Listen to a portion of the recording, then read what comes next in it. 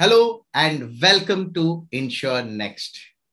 And this is really a panel on what's next in digital transformation, in innovation, in blockchain, in technologies that are going to drive the future for the insurance sector.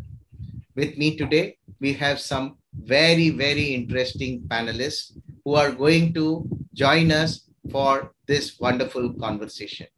Welcome to this wonderful panel on digital transformation and innovation next for InsureNEXT. May I request Jitendra to kindly introduce yourself, please. Hi, Babu. Dear colleagues, this is Jitendra Agarwal. I am a founder of Relevanta Solution. In the space of digital transformation, we are trying to create value by introducing different partners and simplify the journey for customers, bringing next edge competencies and coaching people for higher performance. So I'm really excited to be part of this panel to really add and learn perspectives of creating the future transformations. Welcome, Jitendra. Welcome to this interesting conversation. May I request Rohan to kindly introduce yourself? Thank you, Babu. Pleasure to be on this panel. Thank you for the invite. I'm Rohan. I am the CEO and co-founder for Toffee Insurance. We are a new age Insurtech startup, came into being about 4 years ago. Essentially, think of us as pushing the envelope on product thinking in the insurance ecosystem, tech first, digital first. Idea today, how we operate is we try and co-create products across various lines of businesses and categories, whether those are GI, whether those are life, or whether these are health, into making insurance products which are a little bit more accessible, affordable, and relevant to today's consumer, right? Whether this is a millennial or whether these are sort of tier 2, tier 3 consumers who largely suffer from accessibility issues across insurance. Thank you. Wonderful. Welcome, Rohan. May I request Behrouz to kindly share a small introduction of yours, please? Thank you, Babu. So, hi, I'm Behrouz Kamdin. I'm a partner with Deloitte India, and my focus has been financial services and technology sectors. Now, my greater focus is going to be on insurance and InsurTech, and therefore, I thank Babu for giving us this opportunity to be on this panel and to discuss and learn about technologies within the insurance sector. Welcome to this wonderful session.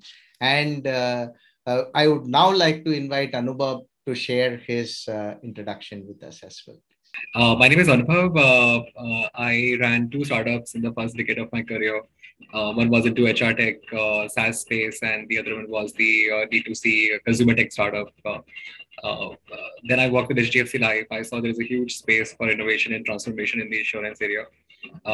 Worked with Jitendra at HDFC Life for around 3 years, led the entire transformation journey there. And then I head the digital transformation for HDFC Ergo. I think very exciting space to be at. Last 15-20 years, I think whatever the industry has seen in last couple of quarters, I think we have seen multiple of that happening. A push product is becoming a pull product. A very low penetration sector is becoming a very high penetration sector. And I think all of us in the insurance sector are into this journey of evolution. So I'm pretty excited to be here to learn from all of you. Very excited. I'm sort of a newcomer in the GI sector as well.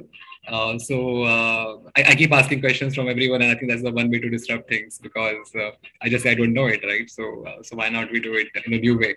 So happy to be here and hear from all of you here as well, Babu. Thank you. Wonderful. Welcome, Anubhav. I have a very interesting luminary from the insurance sector. He is KV Deepu, and he is the Chief Operating Officer. He heads innovations in the very interesting leading financial services insurance company in India today, Bajaj Allianz. Thank you so much, Babu. Thanks for your warm welcome. And it's a pleasure being here. So we have seen in the last few years a lot of crisis. There has been a shift, and then the business has seen a lift. And then further, we all started sinking when we saw the third wave coming. But fortunately, again, it is plateaued. And again, we can probably think about having a lift. How are we as organizations? What are we learning, or what have we learned in the last few months to be ever ready to further this innovation agenda in this organization? I think as an innovation head, I would first ask Jitendra, who has been a former innovations head, to just start off with his perspectives, and then we would go to the rest of the team members. Thanks, Babu. So, as a part of a larger agenda of business excellence, which was largely the term organization was understanding and was driving. Innovation was always at a back burner, and it was there in pockets. Over a period of time, with digitization shaping up, and it is also becoming economical, and also creating a promises of those delivery.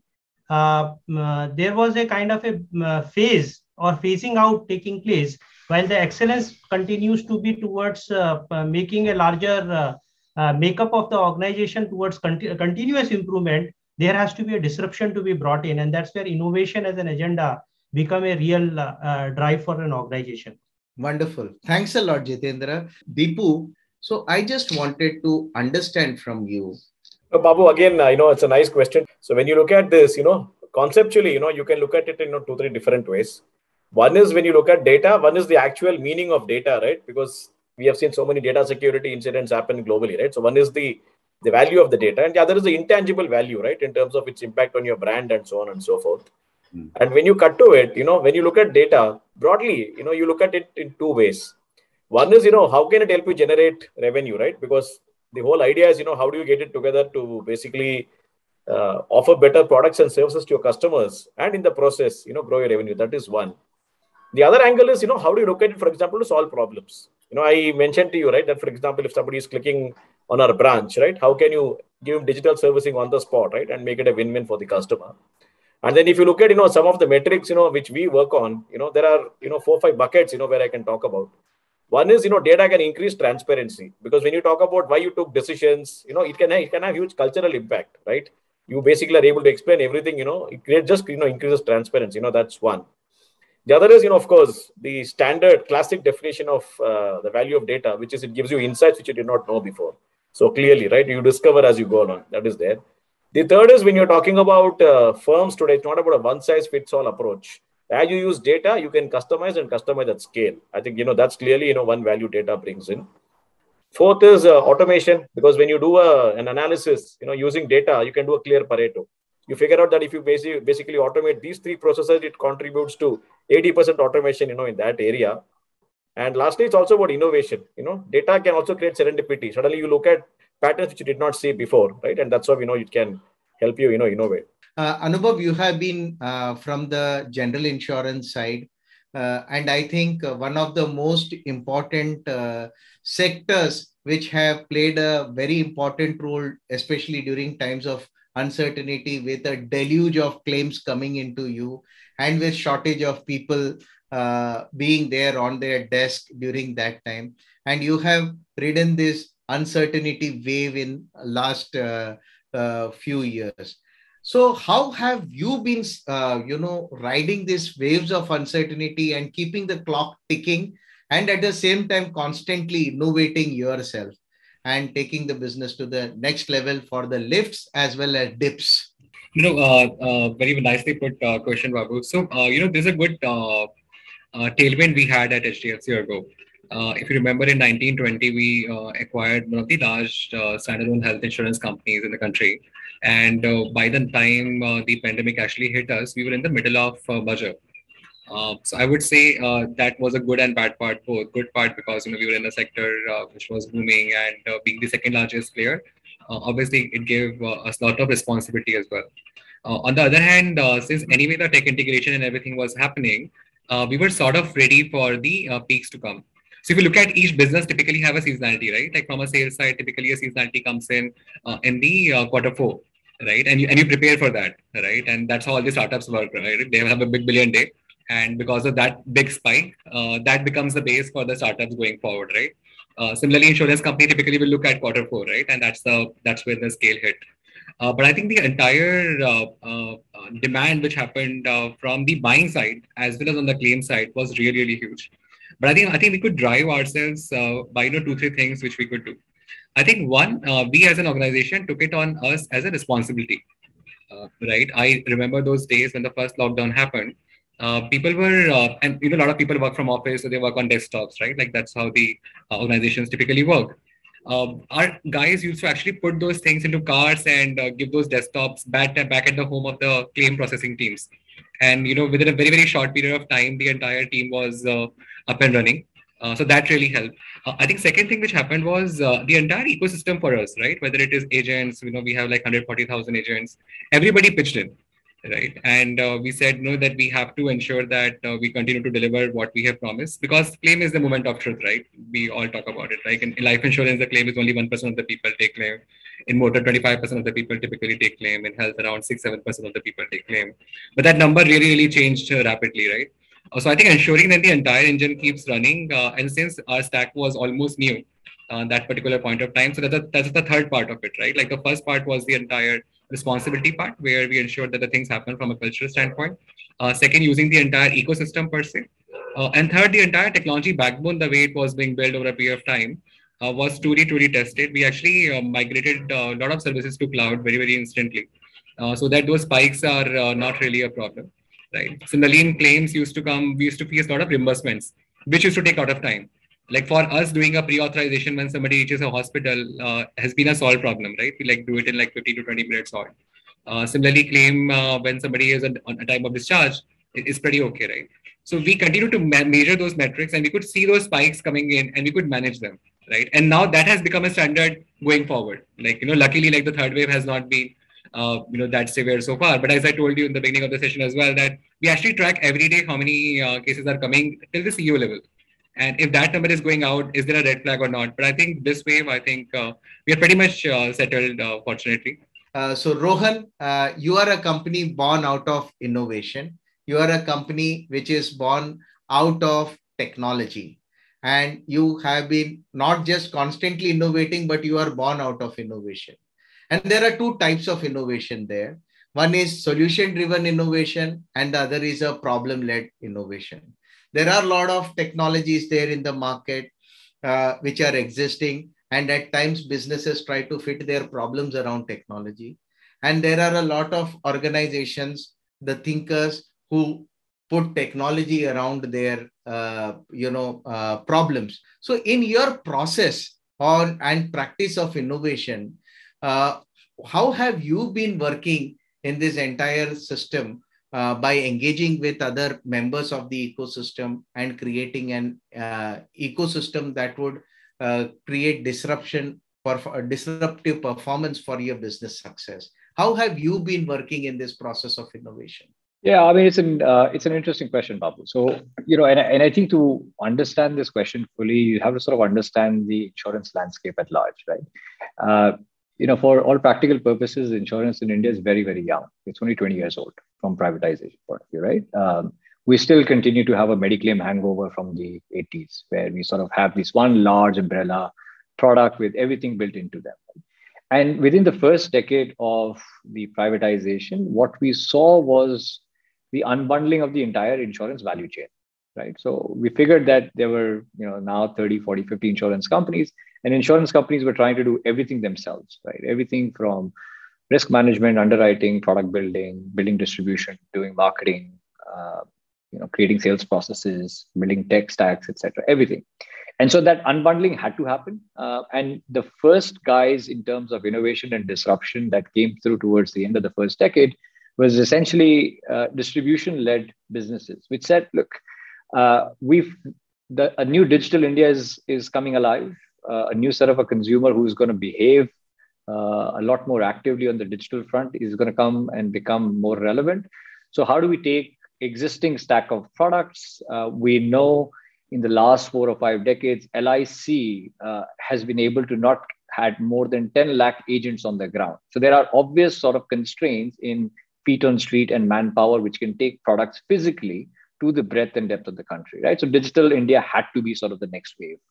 And so distribution guys, web aggregators, Policy Bazaar, Easy Policy, and a bunch of these guys came in and said, look, let's take these products, let's relieve the burden from insurance companies and bring it to a centralized repository where we can allow easy accessibility to a new digital India that's coming up, right? So for us, really sort of the innovation or building on pushing on innovation came from a sense of the current landscape where we felt existing processes were not mature enough to solve for those problems. The customer actually needed to look at simpler products. They needed to relate with insurance like a non-financial product, right? It's easy to sort of compare and put ourselves in the fintech landscape and saying, lending is very difficult. Everyone wants money, right? Everyone wants money because they want to buy the next big thing. They want to buy the next phone. They want to have weddings and everything else. Insurance is a promise for something that may or may not happen in the future. So trying to convince someone, and when you're trying to convince a consumer on that journey, if you complicate that product, it becomes very hard. So for us, innovation was led on the back of a lot more product thinking, on the back of existing processes which were not giving the right solutions to the end consumer. And that's where we started. So hopefully that answers your question. Wonderful. Behrouz, you have been anyways looking at a lot of players in the insurance and in the InsurTech market. What has your reading been in this entire sector, especially how are organizations looking at the innovation model mix when you look at it? There are people who are looking at creating their own innovation themselves. There are people who are looking at adopting the innovations from the market, blending it with their offering, and then creating something new. What kind of mix is happening in the market, and how are organizations growing or creating an ecosystem which can grow organically as well as inorganically? What has been your reading in this market since you have been a consultant in this sector for some time? What we have experienced is it's a mix. So it's not that one size fits all. It is actually a mix. And the most important factor which we've seen is the IP. See, any technology when it's attached to it, the IP is very relevant. So any mix or any model that has to come about has to take care of what the IP is. What does the company require out of that IP? How are they going to exploit that IP, whether it's going to be commercially done, whether it's going to be internal, how critical it is, and whether you can really do it commercially. So all these factors have been taken into account. And what we have seen in case of models has been that, one, of course, you have it captive because large organizations do have captive innovations and they do it internally also. But we've seen cases that, internally could be time consuming. It could be more expensive. And therefore, they have actually looked at InsurTech companies to see how they can work together or collaborate with them. Some of the instances that we've come across was that they've actually bought stake in those companies and tech companies, and then later merged those companies with them because the technology was so critical to the organization that you could not have kept it outside the organization. Maybe from regulatory perspective, maybe from the IP perspective itself.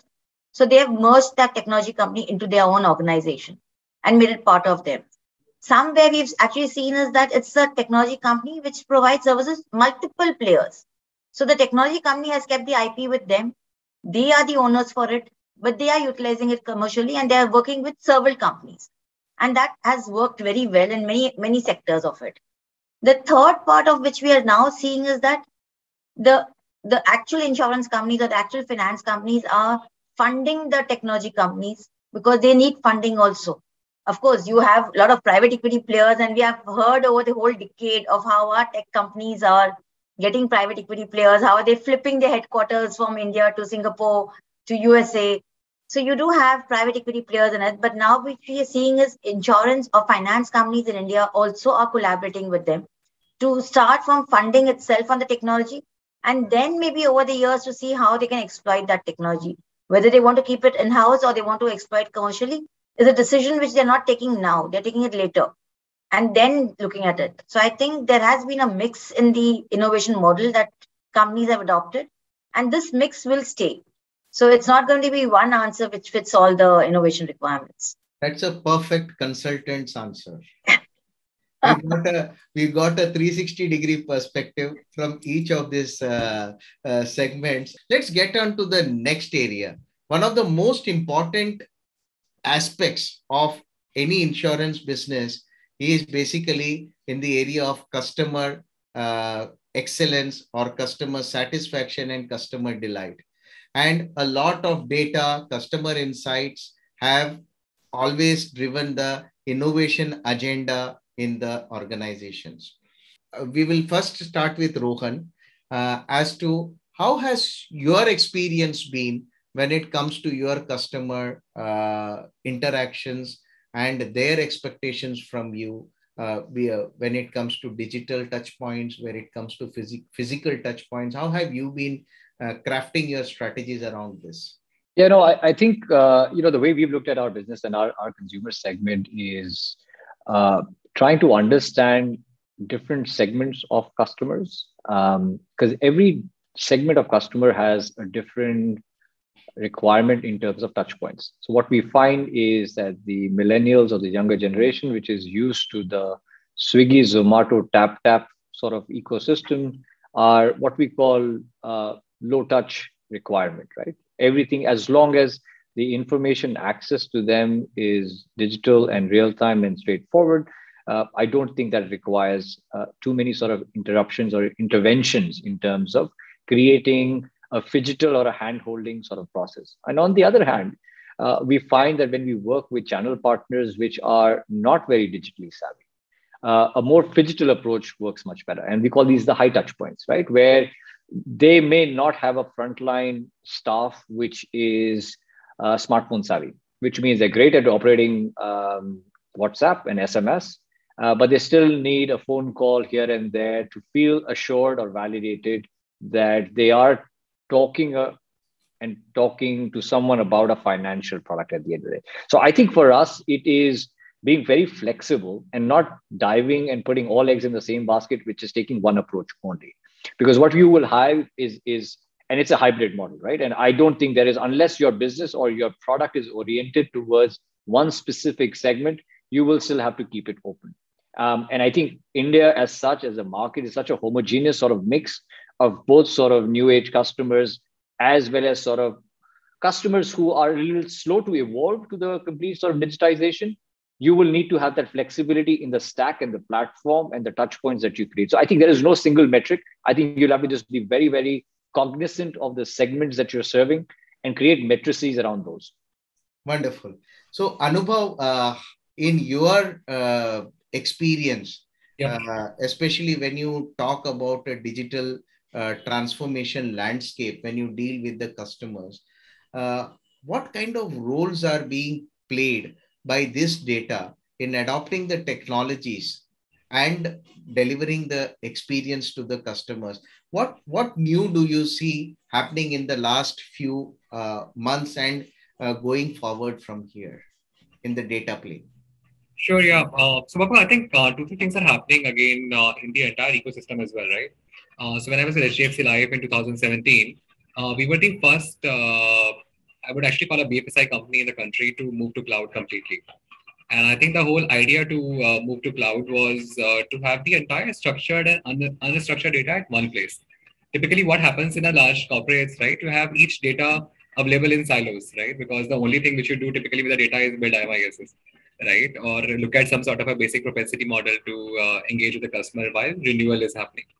But I think the entire the cloud story in the country is really, really fascinating, right? And that's why people have started looking beyond the structured data that what else can you do, right? So the entire analytics around voice, right? So if there is a voice call center and you are able to convert that into text and build a sentiment analysis on top of it and see what is the next best action to do with the customer. Similarly, on the entire image AI perspective, right? Like the entire lockdown happened and still cars were being broken down, right? So we launched a massive project about identifying a car's damage through an AI-based camera. So now so many break-in cases happened, right? Like when you did not renew your insurance because you thought that the car is not even moving out. So a massive amount of break-in insurance for the lapse insurance policies came into light. We launched that entire break-in through AI, where you can actually click the image of your car And we will believe that we will be able to identify which car is it, what damages are there, and we could give those insurance spontaneously. I think the entire world of technology has evolved where the entire data landscape has changed. So one, the entire ability to ingest such data into a certain platform, the ability to make sense of that particular data, and ability to throw insights from that data, which is structured and unstructured together, to various assets and various interaction points. I think these are the three major things which we are doing extensively. We continue to look at what are the data points which are not capturing today. How can we make sense of it? We continue to put into a platform so that we are able to process it properly, and then we continue to throw insights to various interaction channels as well. Absolutely. So ecosystem creation is one of the most important aspect of any innovation for that matter, because nothing will work on its own.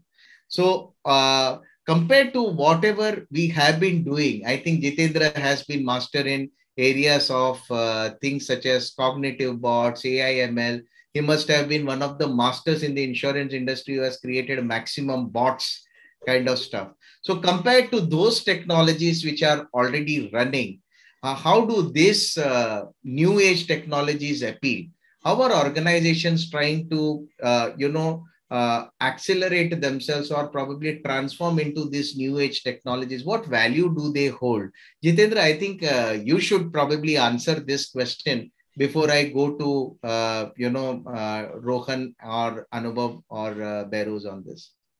Sure. I think thanks for giving this opportunity because this question is a very, very relevant question.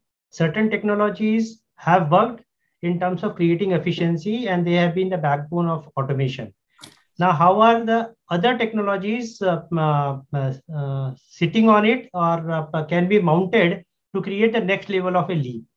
So just building on to that, say if there is an RPA solution, there is a voice bot or a touchpoint experiences. Think about it, how can blockchain be an entity which can be coming as a next layer? So whenever you try to bring in a process-oriented change, there is an input side of it and there is an output side of it. Now, for both input and an output is a classical entity where the blockchain comes in. In order to really source those inputs, which is not necessarily confined to within the organization. So organization has worked and have created those islands of data points, put them into data warehouse, there is a data lake and everything available. Now there is a larger ecosystem which is having data available. And those data could be available from government bodies, that could be available in India Stack, there could be other collaborations and consortium kind of a format. But they are essentially all those inputs which otherwise were not available, could be made available, and blockchain becomes a vehicle for you. The moment you source this information, say for example, in the context of insurance, death certificate is something which is a claimant is putting in, and that becomes a starting point of taking that as an input. Think about it, death certificate has been generated prior to that beneficiary actually coming to get a physical copy of it. It has been generated by some government body in some state. So that particular information can be triggered directly to an insurance company, and it can actually kill the whole TAT cycle very differently. And it can bring an authenticity layer of a different nature and avoid some of those frauds associated with those kind of a claim. There would be some time where we will rationalize and understand the importance of a blockchain and in making some of those ecosystems really combined, and that make a completely new way of creating an experience to the customers.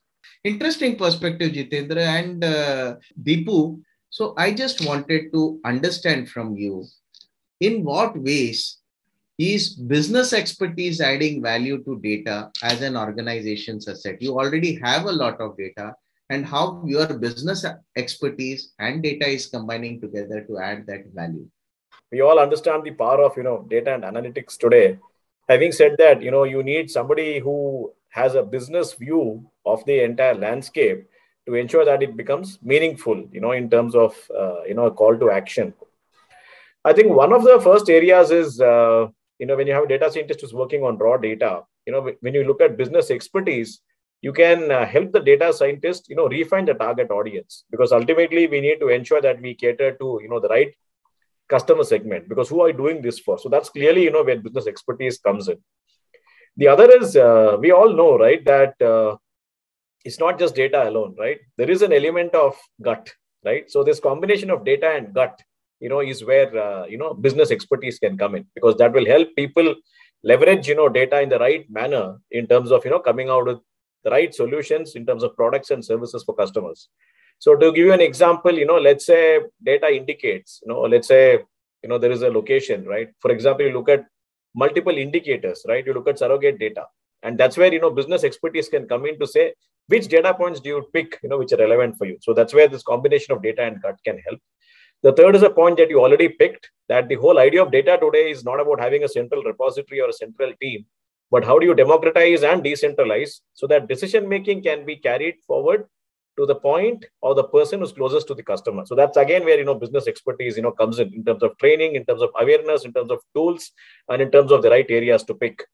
And the fourth is agility. In terms of, opportunity mapping, it can quickly redeploy, resources, using, the gaps that data points out. So I think, these are areas where business expertise comes in. That was absolutely crisp. Anubhav, you have been an innovator. You have been in the insurance, general insurance space. You have talked about how organizations have rethinked the process of, say, for example, motor insurance, claims, etc., using video analytics and things like that. What do you see coming, especially in this new age technology sites, making a bigger impact in the innovation side today? Yeah, no, I think it's a moment come like which happened when internet happened and the things evolved for the startups and when the 5G will happen, things will change. I think a similar thing are going to happen in insurance sector as well.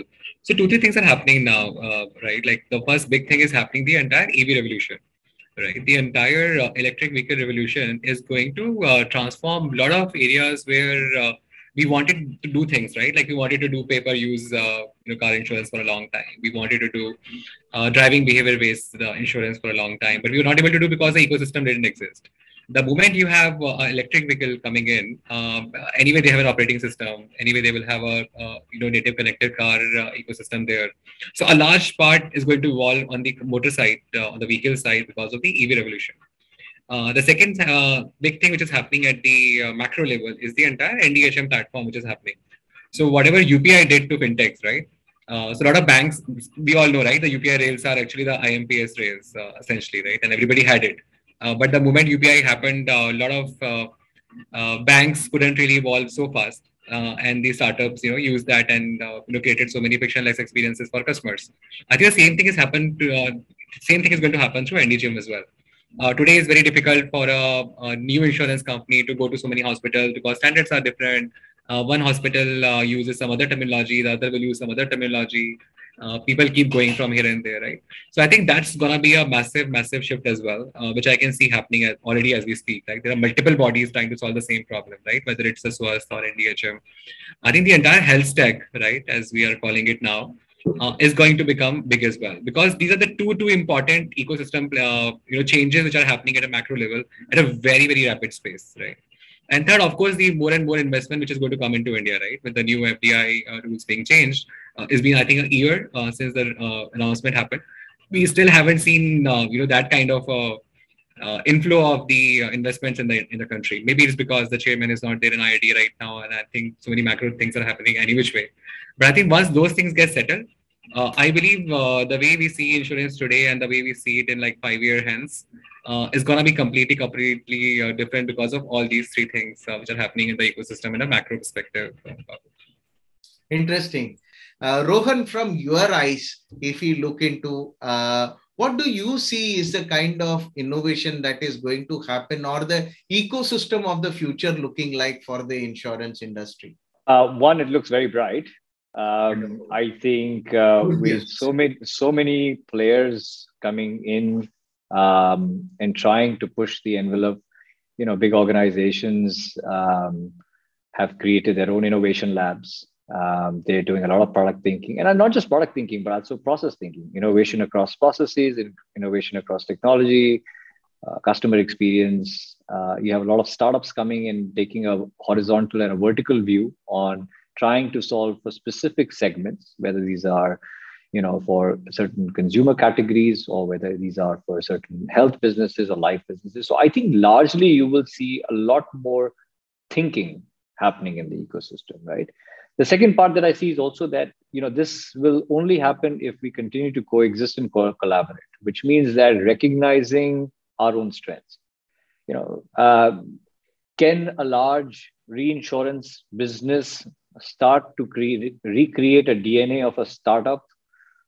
Possibly, but it will be hard, right? So I think understanding your role in the value chain and trying to coexist and collaborate on the best outcome, where it's a win-win situation for the carrier, the intermediary, or the Insurtech, or the consumer, is has to be the way forward. Wonderful. I think that's very well put. There are still a lot of possibilities there. The sky is always much more brighter. And coming to you, Beros, you have been seeing the industry from various angles, and you also will agree to me with me if we say that the Indian insurance industry is really very, very underinsured. At least the Indian population is underinsured. Unlike in the US kind of countries where every second thing can be insured by the organization. So what are the possibilities that are going to come up in the immediate future and in the long term, according to you, when you gaze the crystal ball, and what kind of role will technology play into this? So when we look at it, I think I agree with you. We are very underpenetrated. General insurance is around just 1% as compared to anywhere outside of India. And you look at life insurance also, it's quite less, 2.2. So our penetration is really low as compared to the other countries. But if you look at China also, it was very low. So they have really taken some steps and they've identified certain areas and then they have grown in the past few years. Otherwise, China also was comparatively lower as compared to insurance penetration. So I think if you look at those and you learn from other jurisdictions as to how they have penetrated, clearly what we are seeing as an ecosystem, and before I come to the ecosystem, just something on what Anubhava had mentioned about blockchain and Jitendra had mentioned. So Deloitte did a survey of various industries and on what is the technological spend that they're going to have on various products. And surprisingly, blockchain was last in the queue over there. Though I think it's a very good product, I think it is required. It is a must. But somewhere the spend, when we checked with a lot of insurance companies that came last in the line, and they expect only around 16% of the increased spend may be going to blockchain. The top three which came up in that spend documentation was artificial intelligence, which Anubhav very clearly mentioned. Artificial intelligence is something that is going to be there. Cloud was the next big thing which is going to be there. And the third was data privacy. So data privacy is something which people are spending on. And they think that technology will have to evolve in that area. So those are the thinking which comes in. Now, when you look at the ecosystem, what we believe is that it has to coexist with fintech. There's no doubt about it. Both industries have to coexist. But I think insurance has to look beyond fintech also. They have to be like a business solution provider.